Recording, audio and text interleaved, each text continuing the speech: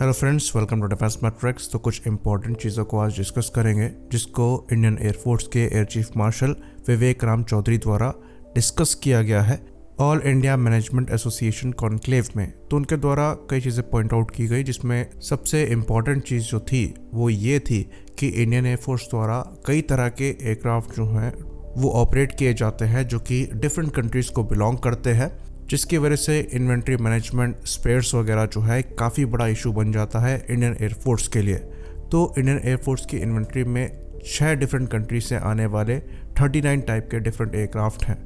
Fighter aircraft की बात करें तो हमारे पास 6 डिफरेंट टाइप के एयरक्राफ्ट हैं, जिसमें Su-30 MKI, Rafale, MiG-29 UPG, Jaguar, Mirage 2000 और तेजस मार्क 1 है। फ्यूचर में MRFA कंपटीशन के अंतर्गत जब 114 एयरक्राफ्ट लिए जाएंगे तो ये 60 टाइप के डिफरेंट एयरक्राफ्ट हो जाएंगे, जिनका मेंटेनेंस जो है वो एक्चुअली बहुत बड़ा इशू है।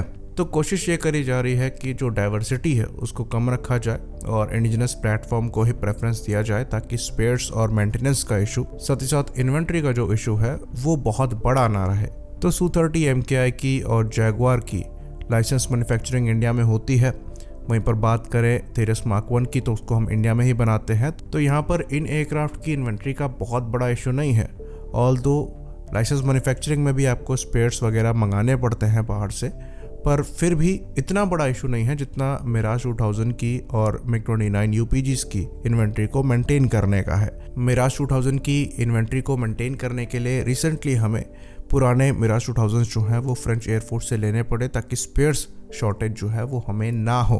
तो जब MRFA कंपटीशन के अंतर्गत हम बात करते हैं कि इंडियन एयरफोर्स को और रफाल लेने चाहिए, वो इसलिए करते हैं क्योंकि इन्वेंट्री पॉइंट ऑफ व्यू से भी अगर रफाल की प्रोडक्शन लाइन इंडिया में आती है तो हमारे पास डिफरेंट टाइप के जो एयरक्राफ्ट हैं वो थोड़ा कम रहेंगे और एक एग्जिस्टिंग फाइटर की जो इन्वेंट्री है उसको मेंटेन करने में आसानी होगी। बाकी बात करें तेजस मार्क 2 की, आमका की, तो ये कुछ ऐसे फाइटर्स हैं जो कि कंपोनेंट्स को शेयर करेंगे।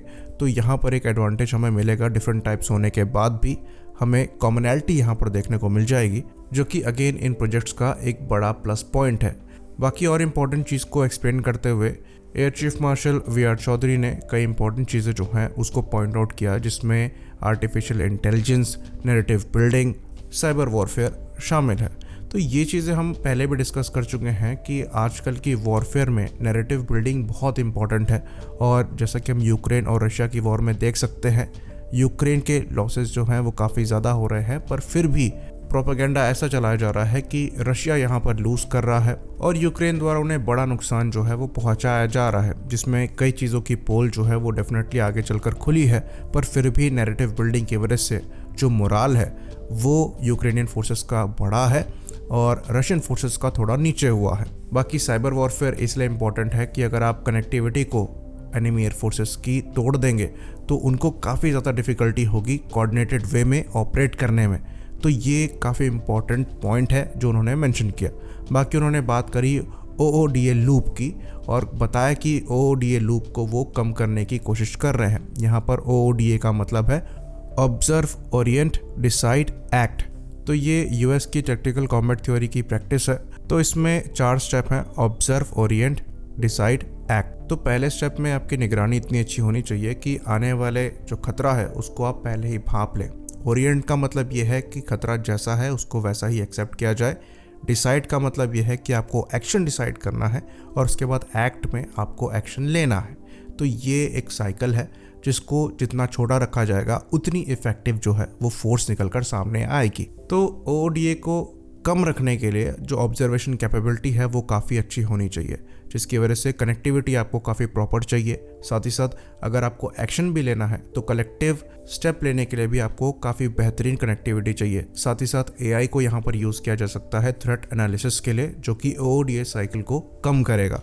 तो ये कुछ ऐसे स्टेप्स हैं जहाँ पर इंडियन एयरफोर्स द्वारा काम किया जा रहा है। कोशिश करी जा रही है कि OODA लूप को कम किया जाए ताकि इंडियन एयरफोर्स की जो इफेक्टिवनेस है वो बढ़ सके।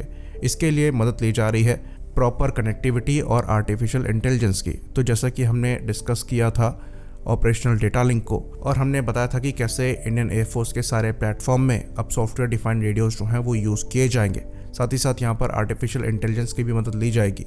तो ये कुछ इंपॉर्टेंट स्टेप्स हैं। खाली फाइटर एयरक्राफ्ट लेना ही एयरफोर्स को बिल्डअप करना नहीं होता है। उसकी इफेक्टिवनेस को बढ़ाने के लिए आर्टिफिशियल इंटेलिजेंस और कनेक्टिविटी काफ़ी इंपॉर्टेंट फैक्टर है, जहां पर बैकग्राउंड में इंडियन एयरफोर्स द्वारा काम किया जा रहा है। इसी बात पर हम इस वीडियो को ख़त्म करेंगे। लाइक करिए, सब्सक्राइब करिए। जय हिंद।